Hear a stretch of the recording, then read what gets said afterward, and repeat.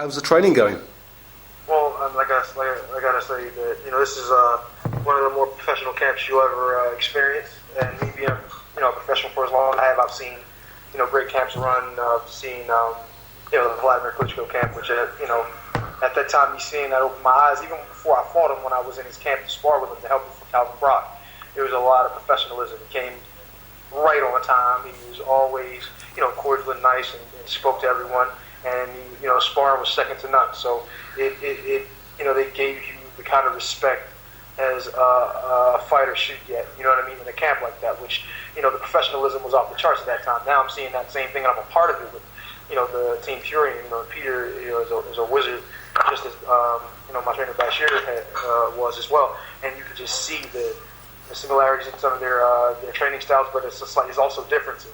But you could just they're scientists. Yeah. And they break things down step by step. And on top of that, we're working like you wouldn't believe. Some of the training methods and some of the difficulty with the training is some of the things that I consider myself a very hard worker, but oh my goodness, I can say this is a little hard. Oh dear. For me. Well, it's a massive compliment to Peter that you compare his training camp with Vladimir Klitschko's. Oh, absolutely. Well, I think professionalism, is something that if you're a top level fighter, you're a top level trainer, and you're together, and them being family, Peter and Tyson, and then you have Hughie also is coming up, and they're all, very, very dedicated to the sport.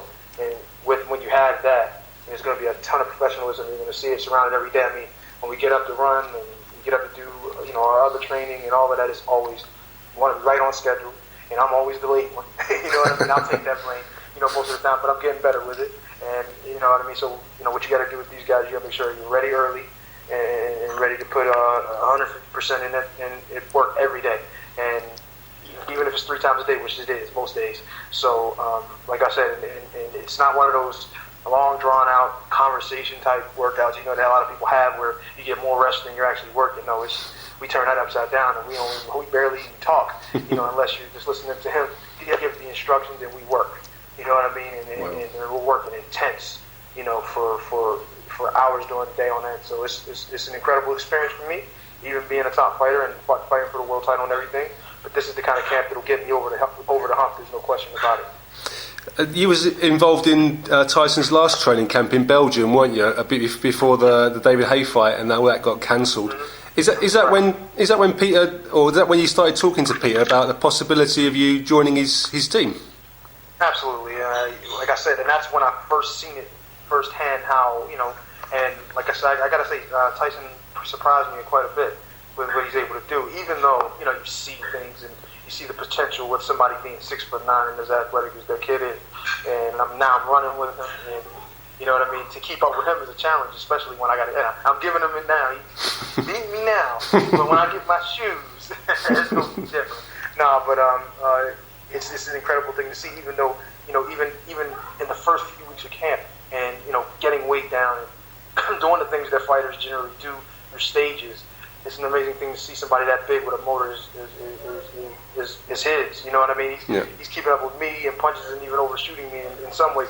But to be fair, this is only my second week, so I'm getting back.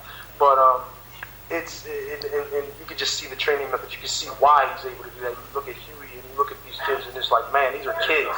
Hughie's 19 to almost 20 years old, and Tyson's 25, and it's like, man, they got so many more years left. The future is super bright with these kids, you know what I'm saying? And to be a part of it, and it's like, look, man, let me get mine first, and then I'll move out the way and let y'all fools come on in here and take the rest of it, take over. But at this point, you can just see the future and how it's going to be bright with these guys, and with Peter and pushing the buttons and making the movements and helping them along. Like I said, it's quality. It's quality, and I don't see a lot of people out there that's able to stand up to that. Wow. Eddie, what kind of a deal is it that you got with Peter? Is it just training, or is he managing or promoting you as well? I'm on board just as Tyson and Hughie is. Okay. Everything. Well, I'm putting it all in. You know what I mean? I'm not old by any stretch, most people will say I have a lot of miles. I haven't been hit a whole lot. I haven't taken a lot of punishment. I'm still fresh. You can hear in my speech that Yeah. I'm not slurring too much anyway. Of course not. No. But so I feel like I'm in the prime of my life, and I have a chance now to really step it up.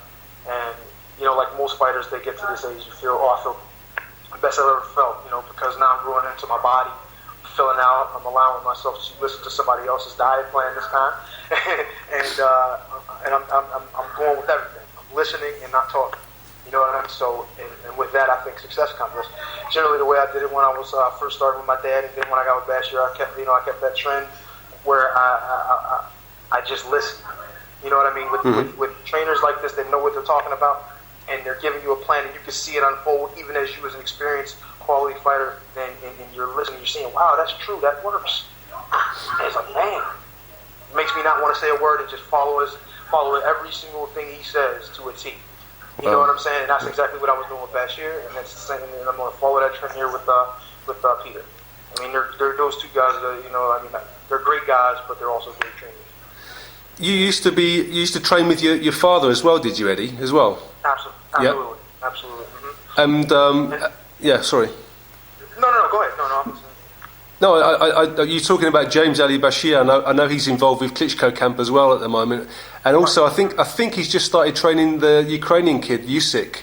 Is that one of the reasons why you're not there anymore, because he's struggling to provide the time, sort of thing?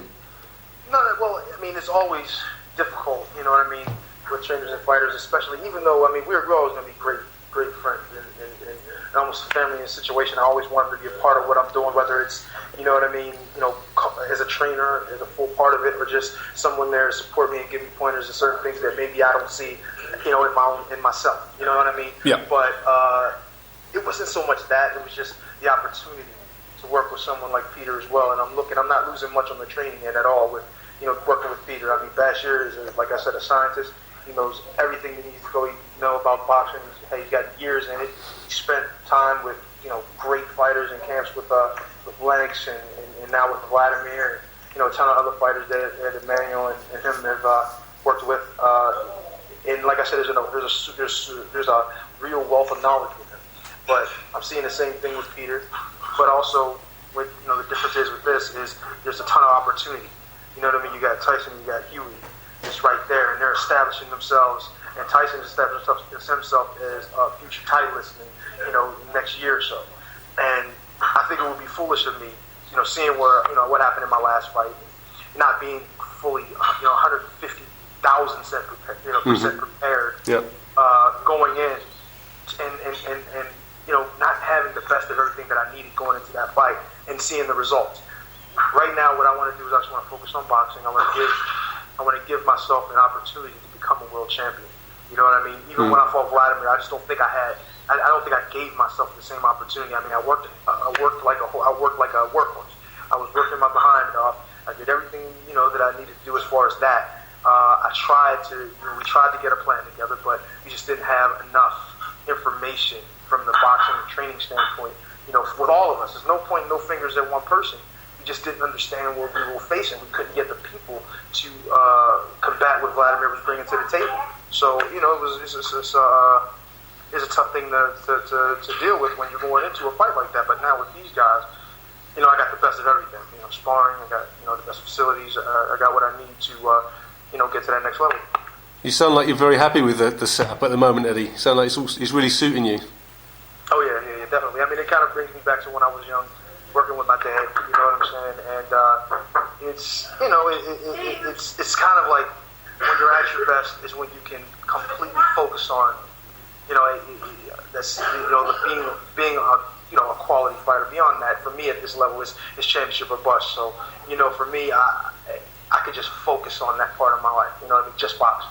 You know what I mean? Of course, there's other little things you want to think about, and the success and the money and the things that may come with it. But right now, just the sport of boxing, just the boxing. Forget all the things that come with it. This, the money, the what, everything. I don't even want to say some of the other things, but just focus on the X's and O's of actually what goes on inside that ring. And I think any fighter knows that if you do that and you're able to focus and you're not thinking of so many different things like I was in my last fight, consumed with things that you can't control, business and otherwise, and you're able to just focus on that guy in front of you, whew, it's a tough guy to beat at all times, trust me. Your last fight was at cruiserweight, and was that just temporary, or are you back at heavyweight now? What will it be? Where will you be fighting next? Well, I mean, I felt like at that point, you're just reaching for things. You're trying to shake up your career. I mean, I had the fight with Tomas, and I thought I won the fight. I mean, it was a good fight. I thought I displayed some interesting things. Some great ability and being able to fight a guy off even with one hand. I think a lot of people thought you won that. Yeah. It's a little frustrating when things like that don't work out for you. But I mean, like I said, we knew what we were getting into. It's unfortunate that I had to deal with the loss of the ability to use my left hand at that moment, at that fight. And, you take the bitter with the sweet. It hurt, and it was difficult to accept at the time. But, hey, it happened. Got to move on from it. And I just think that, the way I felt then was great. And my spirits were high, and I felt like, we're going. And I said, you know what? Let's go on down and drop in the cruiserweight. You know what I mean? Even though I lost the fight, I felt good. I felt like my stock went up. You know what I mean? I said, let's go drop the cruiserweight and reign the division. And, things happen. You know what I mean? And then I realized, like, whoa, these cruiserweights don't get paid very much. How am I going to have a quality camp to get the kind of guys I need to spar? Even for a guy who wasn't on my level as a fighter. Not saying the guy I fought wasn't.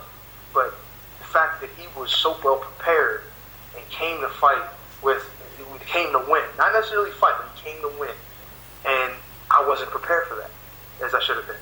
You know what I mean? And there's no excuse for me. I'm a former title challenger. I beat world champions. Beat world champions and past champions. So why I should know better than that. But you don't have what it takes to, prepare the right way. Even if you work your tail off, you're still going to come up short in some things. And that's what turned out to be there with that cruiserweight fight. And now that I got an opportunity to work with Peter, I mean, this guy is not only just good at, like I said, the inside the ring tactics, but he's also good at and a master at, dieting, the training, even the strength and conditioning part of it.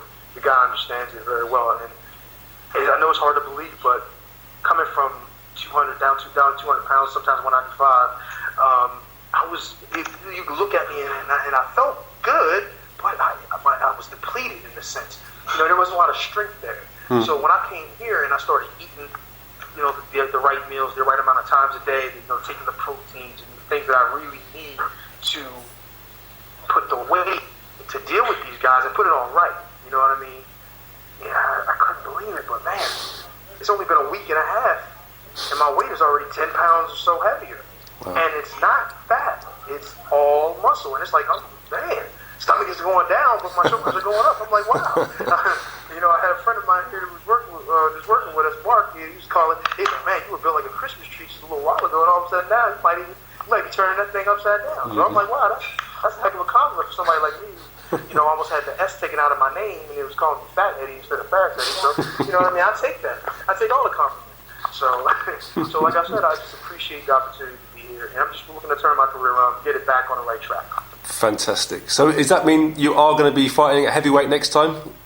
Oh yeah. There's no question about it. I mean, cruiserweight is a great division. There's a lot of good fighters down there, and to fight at cruiserweight and not to be as strong as I would like to be. Not saying that I wasn't. I felt good. Like I said in that cruiserweight fight, I could have done more rounds, but I just didn't have what I needed to prepare. But then when you think about it, it's like, man, you're going to get in there and have life and death fights with some of these good, talented, pro fighters. And you're not going to make too much for it. And there's no disrespect, to the. I honestly think the cruiserweight division could be a very high division. You know what I mean? And that's what my reason was for going down, to maybe shake something up. Maybe get some situation where we can get some 1.2 fights, some $2 million fights going on down there. But it's just very difficult because of the interest. Nobody knows about it. You understand what I'm saying? Yeah. So, well, not the lay fan anyway. So it's really hard. Now overseas, you might be able to do some good things, but it's still not going to be quite the heavyweight picture. You know what I mean? So, yeah. I think the smartest thing to do is listen to this man. Let him guide me. I don't want to plan on being in this thing forever. You know what I mean? I just want to, get what I need to get. Make my mark and then get out of here. You know what I mean? Watch, Tyson and Hughie do their thing. You know what I mean? From the back. Yeah. Just give me mine, and I'll let you have yours. You know what I'm saying? And I really like I said, and I think this is the way to do it. You know what I mean? No disrespect to anyone I've worked with before. I mean, I've had great management. I've had great trainers, of course, in the past. And, you know, they were good and great even for their time and the opportunity I was able to have. Because obviously, getting to the world title, when nobody believed I could even get to a minor title, is something that people, you know, it is mind-boggling, and beating the lineup of guys I've beat. So you got to say that there was some good management, some good preparation, and over time, I've been brought up the right way. So I can't complain, but I just think this is the next level. This is the real, you know, the consummate professional, like the Klitschko game. You know what I mean? Yeah. Just a little different because we have a lot of, no disrespect to Vladimir, but we have a little bit more fun. That's all. Hey, you sound like you're really happy with your boxing again, Eddie. And I mean, you're still only what, 31 years old, so you're probably not even or just about hitting your peak, your prime anyway. So, what goals have you got this year, 2014? What were you by the end of this year? What were you hope to have done this year? Well, I just really want to stay busy. I want to get a few good fights in. You know, I don't want to nothing to write home about right away. However, I want to make sure when I get out there that I turn heads. You know what I mean? And then, sometime, in the near future, we're talking this year, maybe fight a nice name fight, to get myself, some interest from some fans, anywhere. It's not going to be one of those situations where I'm just trying to fight in, one area or anything like that. I'm looking to, fight whoever and whenever, once I get some activity going, get sharp, and understand Peter a little bit more and get a little more comfortable with this. And we're going to be looking, maybe toward the end of the summer, so maybe even before that, at a good fight. You know what I mean? It's just going to get busy. We got to stay busy, and once we do, sky's the limit for me.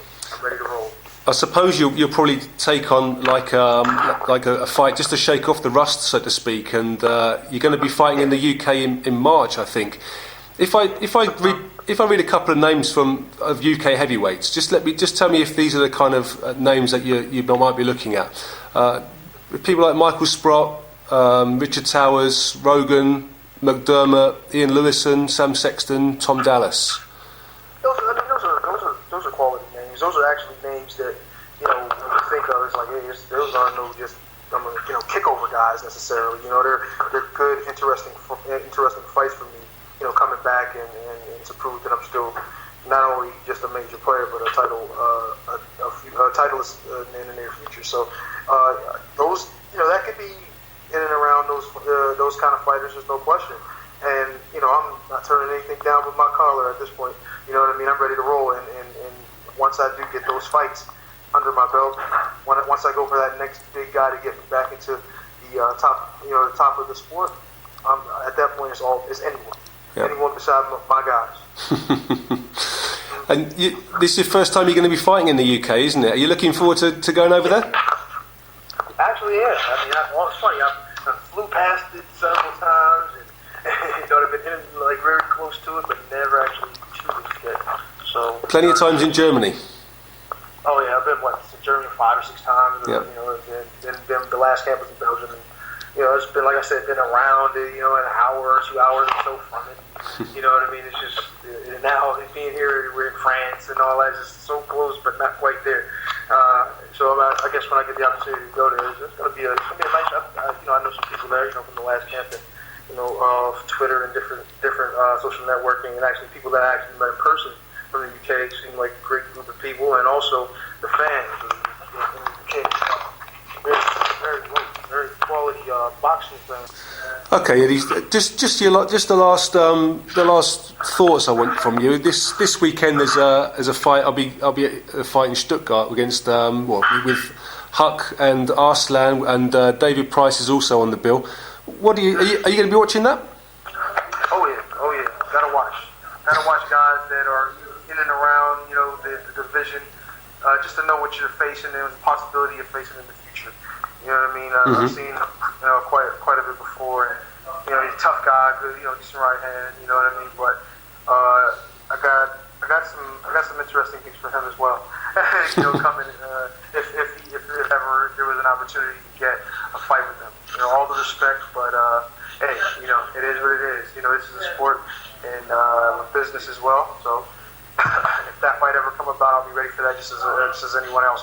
But also David Price, unfortunate his 2 losses to Tony, but I'm kind of excited to see what how he's going to come back and where his confidence will be, because it's very difficult to get stopped.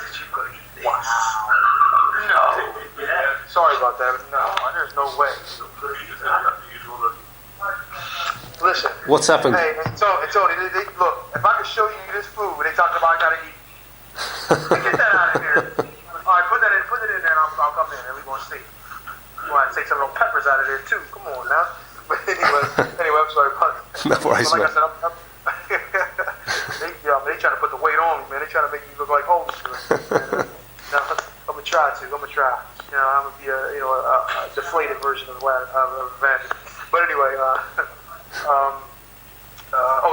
was really like I said, I'm looking forward to seeing what he has in his confidence and what level he's going to be at. David Price, as he's coming back, after those unfortunate losses for him. So,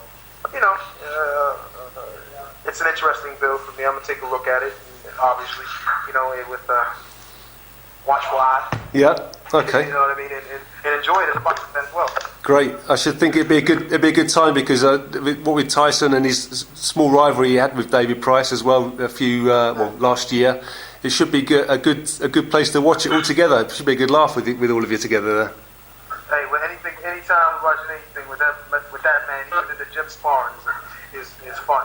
You know what I mean? So it's always a good. That's why I said we have fun. One thing I can say about this camp, it makes it very serious and very hard, and we work like you wouldn't believe.